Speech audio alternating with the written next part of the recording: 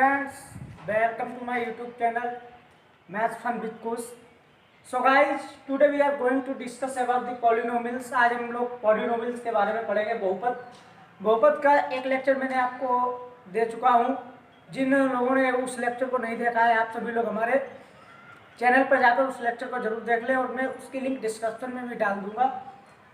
दोस्तों, मैंने पहले लेक्चर में क्या क्या पढ़ाया था, आज उसको थोड़ा रिकॉल करता हूँ, फिर नेक्स्ट लेक्चर की ओर आपको ले चलता हूँ। पहले लेक्चर में मैंने आपको बताया था पॉलिनोमियल्स क्या होते हैं, तो वहाँ पर मैंने आपको बताया था कांस्टेंट, वेरिएबल और non negative integer.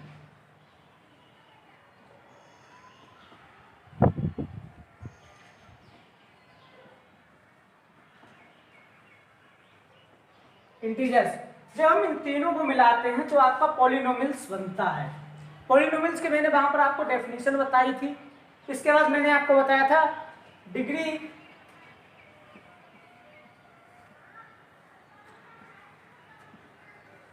Of the polynomials. वहां पर मैंने आपको यह भी बताया था डिग्री ऑफ द पॉलिनोमियल्स क्या होता है। मैंने आपको डेफिनेशन बताई थी highest power of the polynomials is called degree of the polynomials but coefficient of the highest power is not zero.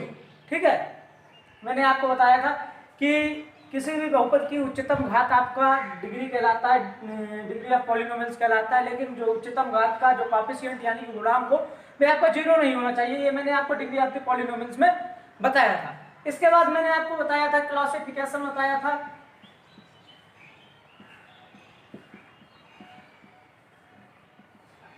Classification of the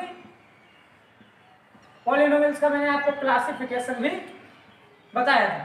classification मैंने आपको टू बेसिस पे बताया था। फर्स्टली मैंने आपको बताया था on the basis of the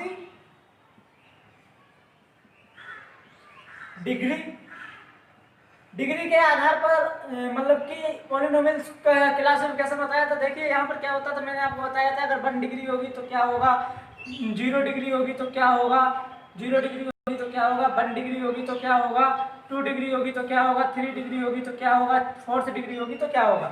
अगर 0 डिग्री होती थी तो मैंने आपको बताया था इसकी फॉर्म जो होती है 0 ए की पावर a0 x की पावर 0, अगर 1 होगी तो a1 x की पावर 1 और इसमें a0 x की पावर 0 भी जुड़ जाएगा। इसी प्रकार से मैंने आपको इन चारों को बताया था और मैंने इनका टाइप बताया था। अगर आपका 0 डिग्री है तो वो आपका कांस्टेंट होगा, 1 डिग्री है तो आपका लीनियर होगा, 2nd डिग्री है तो आपका क्या होगा, क्वाड्रेटिक होगा, और 3rd डिग्री है तो आपका क्यूबिक होगा, और 4th डिग्री अगर आपकी है तो बाइक्वाड्रेटिक होगा। फिर मैंने यहाँ पर आपको स्टैंडर्ड फॉर्म भी बताई थी। अगर 0 डिग्री है तो इसकी स्टैंडर्ड फॉर्म क्या होगी, ए होगी। अगर 1 डिग्री है तो इसकी standard form ax plus B होगी। अगर 3rd डिग्री है तो आपकी स्टैंडर्ड फॉर्म होगी ax का square plus bx plus c।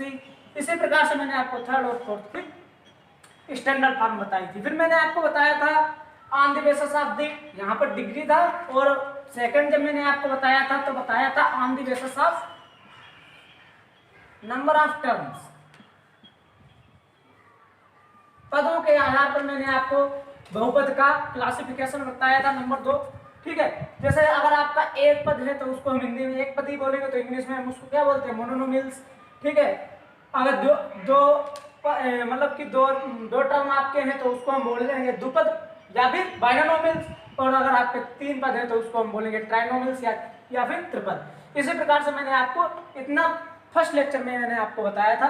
जिन लोगों ने नहीं देखा है वो मेरा चैनल की प्लेलिस्ट में जाकर फर्स्ट लेक्चर को जरूर देखें, और मैं डिस्क्रिप्शन में भी उसकी लिंक दे दूंगा। तो आज मैं इस वीडियो में दोस्तों डिस्कस करने जा रहा हूं, तो हम डिस्कस कर रहे the value of the polynomials की, हिंदी में बोलते हैं बहुपद का मान। अब इसमें देखो क्या होता है बहुपद के मान में। बहुपद का मान ज्ञात करने के लिए हमारे पास जैसे कोई भी पॉलिनोमियल्स है, polynomials in x square plus 2x plus 5, हमारे पास ये पॉलिनोमियल्स है। अभी ये पॉलिनोमियल्स का मान निकालें तो ये हमारे पास अनकम्प्लीट है। अगर हम कहते हैं कि x इज इक्वल टू 2 पर इस बहुपद का मान ज्ञात कीजिए, x इज इक्वल टू 2 पर इस बहुपद का मान ज्ञात कीजिए, तो ये हमारे पास देखिए वैल्यू ऑफ द पॉलिनोमियल्स हम किस पर निकालते हैं, एट द गिवन पॉइंट। अगर कोई भी पॉइंट हमको दिया गया है तो हम बहुपद का मान निकाल सकते हैं।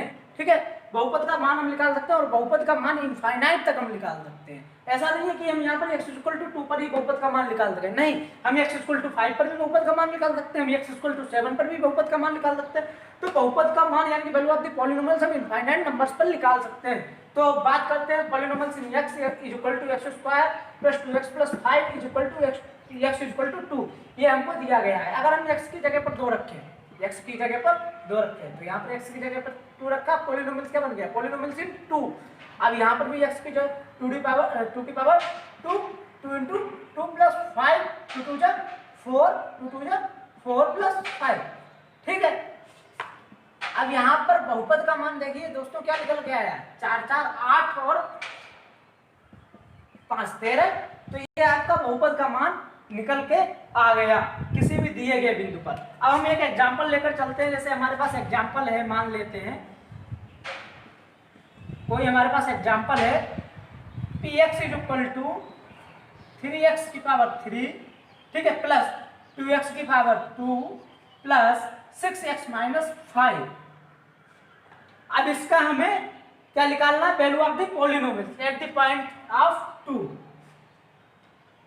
पॉइंट x = क्या दिया है, 2, या इसको हम ऐसे भी लिख सकते हैं x = 2, ये ना लिखा हो तो इसको हम ऐसे भी लिख सकते हैं फाइंड P2, ठीक है। अब देखिए x की जगह पर 2 है तो यहाँ पर हम वैल्यू रखते हैं, मान रख देंगे, तो यहाँ पर क्या होगा दोस्तों, देखिए 2 की घात 3 + 2 × 2 की पावर 2 + 6 × 2 - 5। अब यहाँ पर दोस्तों क्या होगा, 3 × 8 + 2 × 4 + 6 2 जा 12 - 5। अब देखिए यहाँ पर क्या होगा, 24 24 + 8 + 12 - 5। फाइनली हमको इसका जो मान मिलेगा वो P2 = क्या मिलेगा, 20 नहीं सॉरी, तो इसका हमको मान क्या मिलेगा, 39। ये फाइनली हमको वैल्यू इसकी मिलती है। अब वैल्यू ऑफ द पॉलिनोमियल्स आप समझ गए होंगे, value of the polynomials at the given point पर ही हम निकाल सकते हैं। और वैल्यू ऑफ द पॉलिनोमियल्स के कुछ एग्जांपल हम आपको घर के लिए देते हैं, आप लोग इसकी वैल्यू निकाल के बताना हमको। जैसे x² + 3x + 1 at the point of 1, आपके पहला होमवर्क क्वेश्चन।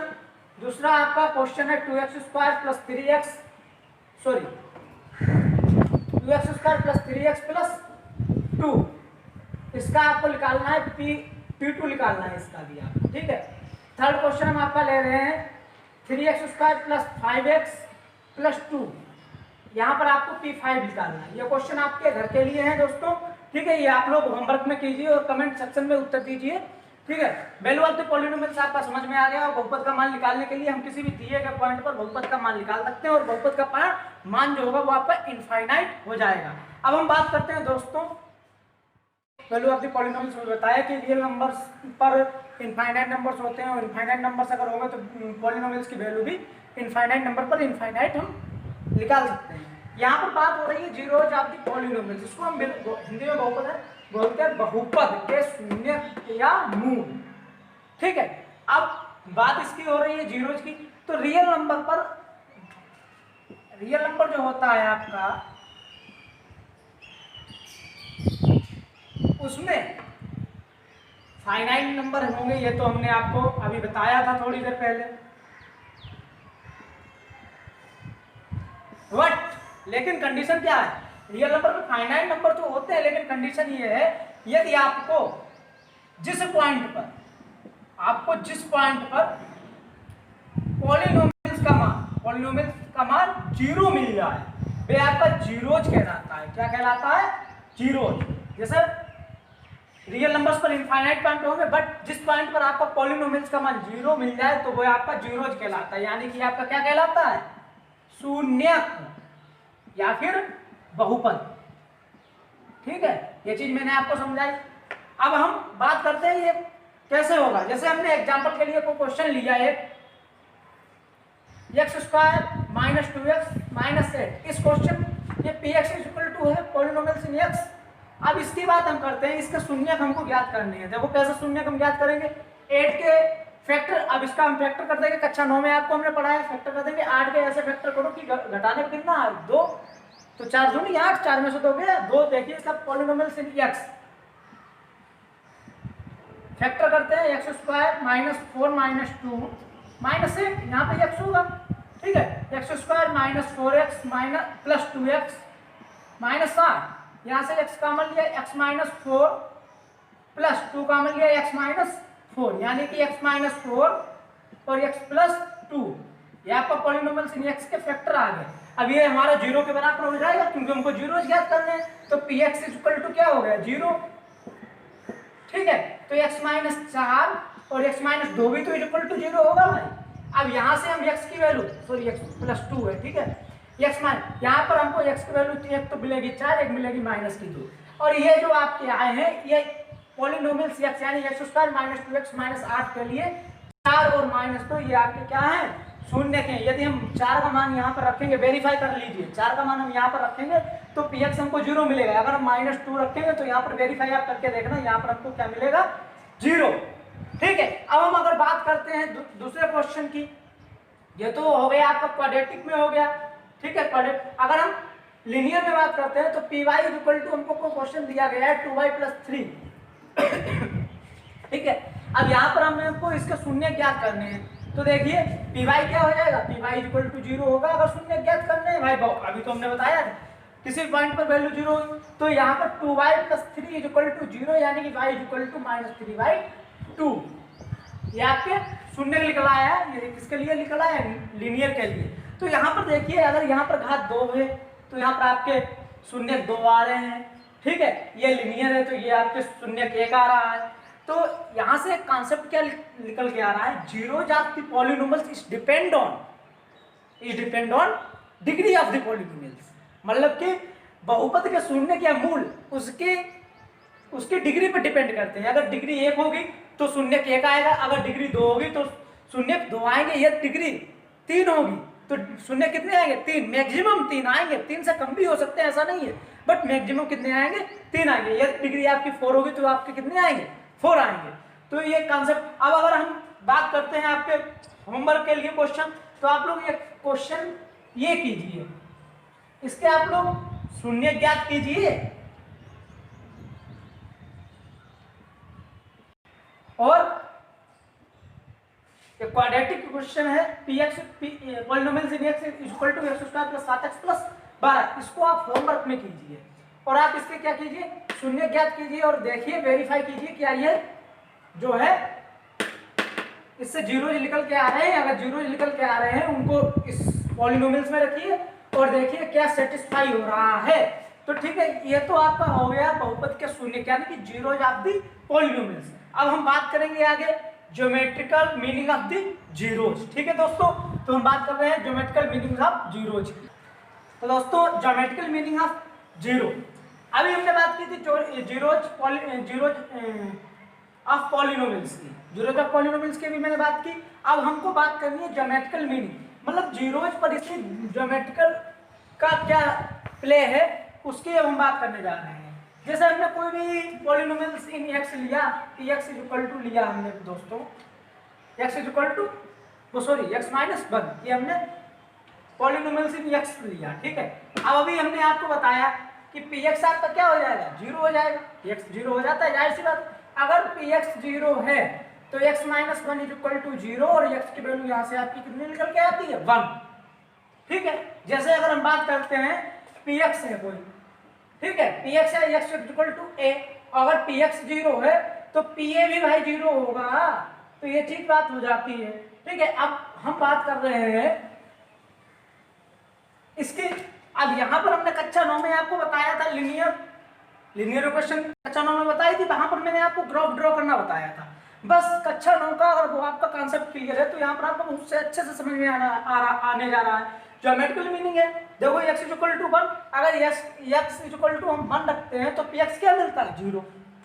टेबल ऐसे बनाते थे कक्षा 9 में, यहाँ पे लिखते थे x, यहाँ पे लिखते थे y, यहाँ पे y लिख लीजिए या आप लिख लीजिए px, ठीक है, नो कंफ्यूजन, यहाँ पर कंफ्यूजन नहीं, कंफ्यूज आपको नहीं होना है। यहाँ पर x लिख लीजिए या लिख लीजिए पी एक्स लिख लीजिए या लिख लीजिए आप बाई, ठीक है। अब वहां पर सबसे पहले हम क्या रखते थे, मूल बिंदु, x इक्वल टू रखा 0। जब भाई हम वहां पर x इक्वल टू 0 रखेंगे, इसमें देखिए पी एक्स में, तो हमको -1 मिलेगा, ठीक है। अब हम 1 रखेंगे तो हमको क्या मिलेगा 0। अगर हम -1 रख दें तो हमको क्या मिलेगा -2। इसी प्रकार से हम रखना चाहे आगे भी रख सकते हैं, 3 रखेंगे तो यहाँ पर 2 मिलेगा, इस प्रकार से हम रख सकते हैं, ठीक है। अब इसका हमको ग्राफ ड्रा करना है, क्या करना है, graph draw. x equal to x है 0, ठीक है, 1 है, -1 है, ठीक है, यहाँ पर -1 है, 0 है, -1 है। तो दोस्तों इसका ग्राफ देखिए क्या होगा। मैंने यहाँ पे ओरिजिन 0 लिया है, 0 1 2 3 4 1 2 3 4, ये x है, ये आपका x डैश है, ठीक है। जिधर डैश होता है उधर माइनस में होता है, ऊपर y है, इधर y डैश है। अब देखिए यहाँ पर आपका 0 था तो -1, जब 0 था तब आपका क्या था -1, जब आपका 1 था तब आपका क्या मिल रहा था 0, ठीक है। जब आपका -1 और -2, देखिए अब इसके बीच आपका ग्राफ ड्रा होगा। देखिए दोस्तों कैसे ड्रा होगा, यहाँ से -1 से और -2 के बीच में आपका ग्राफ ड्रा होगा। अब इसमें अगर हम बात करें शून्य कितने हो, तो देखिए इस लाइन ने x को कितनी जगह पे काटा है, मात्र एक ही जगह पे काटा है। कहां पर काटा है, -1 पर। तो इस ग्राफ के अकॉर्डिंग अगर हम देखते हैं तो इसके कितने हो जाएंगे, शून्य का आपके यहाँ पर कितने होंगे। इस ग्राफ को अगर केवल ग्राफ दे दिया जाए तो आपको केवल एक ही चीज देखनी है कि अगर y इक्वल टू ये दिया, मतलब P X equal to x-1 दिया, इसको हम ऐसे भी लिख सकते हैं y equal to P X equal to x-1। अब यहाँ पर x-1 है तो आपको केवल एक ही चीज देखनी है कि जो आपका ग्राफ ड्रा हो रहा है उसने x अक्ष को कितनी बार काटा है, मतलब कि कट किया है। अब यहाँ पर देखिए एक बार कट किया है तो यहाँ पर शून्य कितना होगा, एक ही तो होगा। अगर अब हम बात करें दोस्तों किसकी, एक क्वेश्चन मान लिया हम ले लेते हैं, कोई भी क्वेश्चन हम ले लेते हैं, y equal to 2x plus 5, y equal to 2x plus 5। तो यहाँ से इसी तरीके से हम वैल्यू निकालेंगे, ठीक है। अगर हमने वैल्यू निकाली इस तरीके से तो यहाँ पर वैल्यू आएगी आपकी, x की वैल्यू आपकी कितनी आएगी, y भी लिख सकते हैं, यहाँ पर px भी लिख सकते हैं, एक चीज मैंने आपको क्लियर कर दी है। तो यहाँ पर x की वैल्यू आपकी आ जाएगी -5/2, और आप इस प्रकार से 0 रखेंगे 1 मिलेगा, फिर 1 रखेंगे कुछ मिलेगा, ठीक है। अब -5/2 रखेंगे तो यहाँ पर जो वैल्यू मिलेगी, फिर आप ग्राफ ड्रा करेंगे, और ग्राफ ड्रा करेंगे तो आप देखेंगे इस ग्राफ ने कितनी बार x अक्ष को काटा है। अब जाहिर सी बात है एक ही बार काटेगा क्योंकि ये लिनियर है, एक ही बार काटेगा, ये चीज याद रखना। अब ये लिनियर है, एक बार काटेगा तो बस भाई ये आपका क्या हो जाएगा, यहाँ पर शून्य की संख्या 1 हो जाएगी। तो नेक्स्ट एक्सरसाइज जो हम लगाने जा रहे हैं उस एक्सरसाइज में केवल आपको एक चीज देखनी है कि ग्राफ जो हमने ड्रॉ किया है उस ग्राफ ने x अक्ष को कितनी बार काटा है, ये वाली अक्ष को कितनी बार उस ग्राफ ने क्रॉस किया है, बस उसी के अकॉर्डिंग हम देख के आपको शून्य बोल देंगे, ठीक है। और लिनियर, अब अगर एक बार काटा है तो भाई शून्य होगा 1, ठीक है, शून्य 1 होगा तो क्या होगी, लिनियर होगी। अगर शून्य 2 है तो क्या होगी, क्वाड्रेटिक होगी। शून्य 3 है तो क्या होगी, क्यूबिक होगी। शून्य 4 है तो बाई क्वाड्रेटिक होगी। तो इस प्रकार से अब हम एक्सरसाइज मूव करते हैं एक्सरसाइज 2.1 की ओर, और वहां पर मैं आपको क्वेश्चंस कराने जा रहा हूं। तो स्टूडेंट्स देखते हैं एक्सरसाइज 2.1।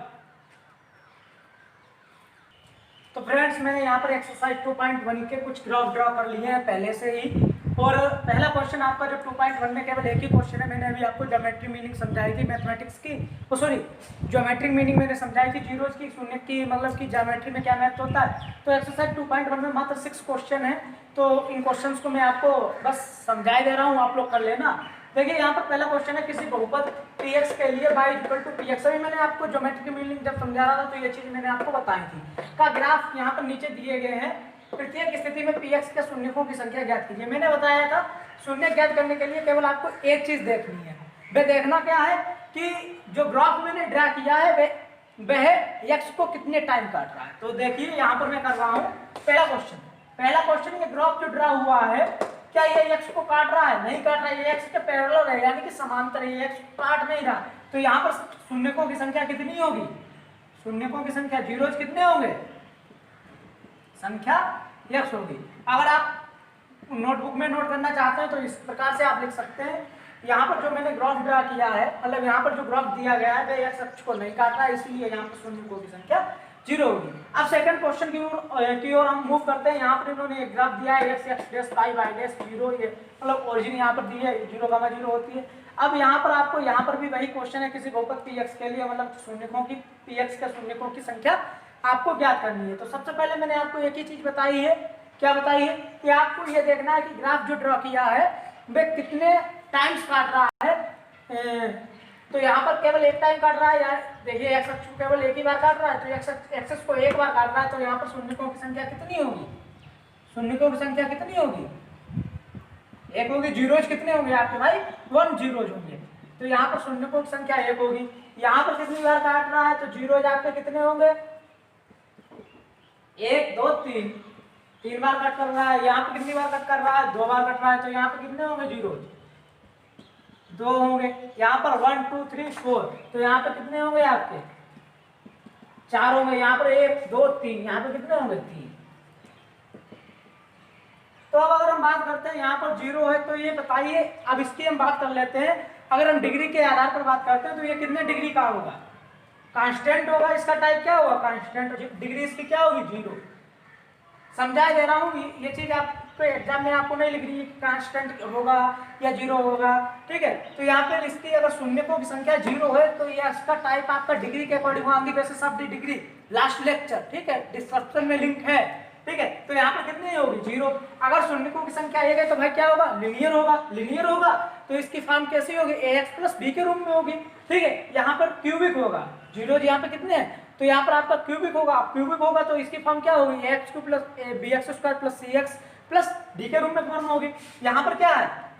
2 बार काट रहा है, तो यहाँ पर क्वाड्रेटिक होगा। क्वाड्रेटिक होगा तो x square plus b x plus c, ये स्टैंडर्ड फॉर्म होगी इसकी, ठीक है। इसी प्रकार से मतलब कोई बहुपद दिया गया होगा। यहाँ पर आपका बाई क्वाड्रेटिक होगा। यहाँ पर जो है आपके जीरोज कितने हैं? 4। अगर जीरो 4 है, बाई क्वाड्रेटिक होगा तो फॉर्म क्या होगी? एक्स की घात 4 बी एक्स की घात 3 प्लस सी एक्स की घात 2 प्लस dx प्लस ई। तो यहाँ पर अब क्या होगा? जीरोज 3 है। स्टैंडर्ड फॉर्म क्या होगी आपकी? ax cube plus b x square plus c x plus d, standard form होगी।